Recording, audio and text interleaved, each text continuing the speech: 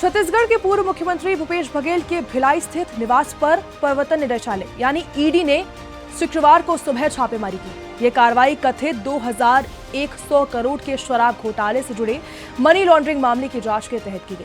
बता दें कि सुबह करीब 6 बजे 3 गाड़ियों में पहुंची ईडी की टीम ने घर के अंदर करीब 7 घंटे तक जांच की है। इस दौरान करीब 33 लाख नकद, साथ ही दस्तावेज, मोबाइल फोन और नोट गिनने की मशीन जो है वो बरामद की गई। बताया गया है कि ये जो रकम है ये उनके संयुक्त परिवार की खेती और साथ ही डेयरी व्यवसाय से संबंधित थी, जिसकी पुष्टि खुद पूर्व सीएम भूपेश बघेल ने की। उनका कहना है कि इतनी राशि रखना कोई अपराध नहीं है, क्योंकि उनका परिवार 140 एकड़ जमीन का संचालन करता है।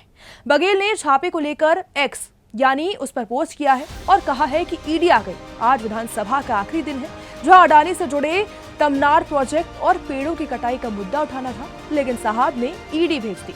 उन्होंने दावा किया है कि ईडी ने कोई ECIR यानी FIR के तहत दर्ज दस्तावेज नहीं दिखाए और ये कार्रवाई पूरी तरीके से राजनीतिक प्रतिशोध का हिस्सा है। इस छापेमारी के विरोध में कांग्रेस कार्यकर्ताओं ने भिलाई समेत रायपुर, धमतरी और अन्य जिलों में जो है प्रदर्शन किया है, उनका पुतला दहन किया है और ईडी की गाड़ियों को रोकने की भी कोशिश की गई, जिस पर कई कार्यकर्ताओं पर FIR दर्ज की गई है। भाजपा की तरफ से कहा गया है कि ये एक वैधानिक कार्रवाई है और विपक्ष का रोना धोना सिर्फ डर की वजह से है। इस रेड के बाद से छत्तीसगढ़ की राजनीति में हलचल भी तेज हो गई और सवाल भी खड़े हो रहे हैं कि क्या सच में पूर्व सीएम भूपेश बघेल का इसमें कोई हाथ है। देखिए, सब लोग बोल चुके हैं, नेता प्रतिपक्ष बोलने के बाद और कुछ बचता नहीं है। सदन में भी कहा कि अडानी के जो पेड़ कटाई चल रहा है इसके विरोध में पूरे कांग्रेस पार्टी लड़ाई लड़ रही है और दबाव पूरे सरकार में है, प्रशासनिक तंत्र में है और विपक्ष को दबाने के लिए ये रणनीति अपनाई गई है, जिसके कारण से आज नेता प्रतिपक्ष ने विधानसभा में ये घोषणा की कि हम इस कार्रवाई के विरोध में दिन भर के सदन की कार्रवाई बहिष्कार करते हैं। भाई कवासी लखमा भी टारगेट किया, देवेंद्र यादव को टारगेट किया, अभी मेरे बेटे को टारगेट कर रहे हैं। इसका मतलब ये है दबाने की कोशिश कि कोई आवाज़ अडानी खिलाफ ना बोल सके।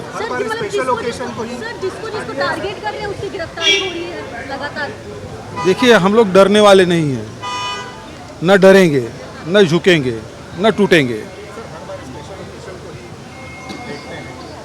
पिछले समय मेरा जन्मदिन था तो मेरे सलाहकार और मेरे OSD गिरफ्तार किया गया। आज मेरे बेटे का जन्मदिन है, उस दिन को किया गया।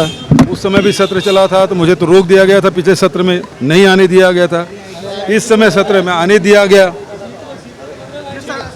प्रस्ताव पारित कर दिया था पिछली विधानसभा ने, उसको लेकर आप सवाल उठा रहे थे। हाँ, तो सही बात है, जब विधानसभा में पारित हुआ है, जंगल बचना चाहिए। आदमी सांस लेने की जरूरत है कि नहीं है? 35% जंगल की जरूरत है पूरे देश में, अब 25% बचा है।